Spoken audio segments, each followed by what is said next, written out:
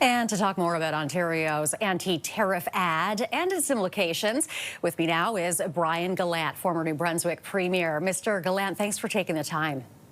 Thanks for having me. So, Ontario Premier Doug Ford says the ad achieved its goal. Do you agree with that assessment? Well, if the goal was to get the highest of levels to pay attention, yes, absolutely. I think we have to put in context here. The first thing we should all tell ourselves is that Trump is being ridiculous to think that you can be an elected official in the highest office in his country and not be criticized. He will be criticized, and that's a part of democracy. So to have this sort of sensitivity to a criticism, I think, is unfortunate for democracy, and certainly, given the importance of the talks that are happening between the two countries, unfortunate for us and for them. And the second thing I'd say, just imagine Gavin Newsom would come out, or the state of California would come out and criticize Carney or criticize Canada.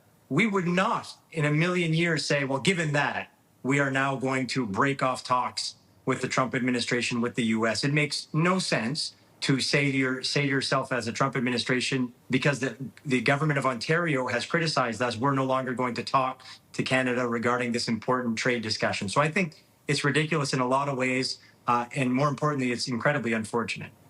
Yeah, that's an interesting comparison you make there.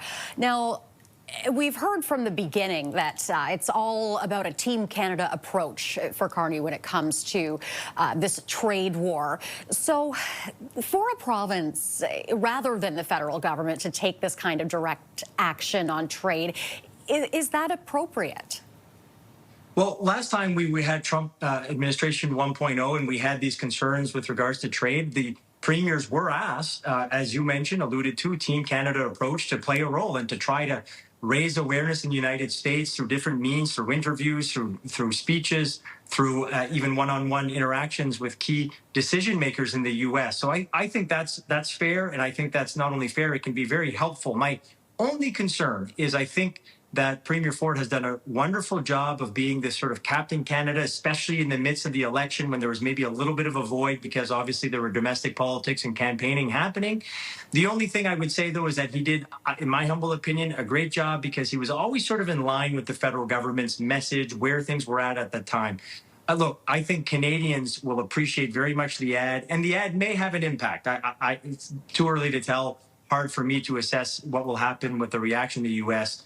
But my only advice would be to ensure that it's always in lockstep on where things are at between the two countries, where Canada, the federal government, is trying to take things and where they believe things are at. So maybe that was the case here, but maybe not. So that would be my only piece of advice to Ford and his team. Ensure that you're still aligned with the messaging coming out of the country. All right, we'll leave it there. Thank you very much, sir, for being here with us today. Appreciate your time. Thank you. Go Jays, go. Oh, very true. Go Jays, go. That is Brian Gallant, former New Brunswick Premier.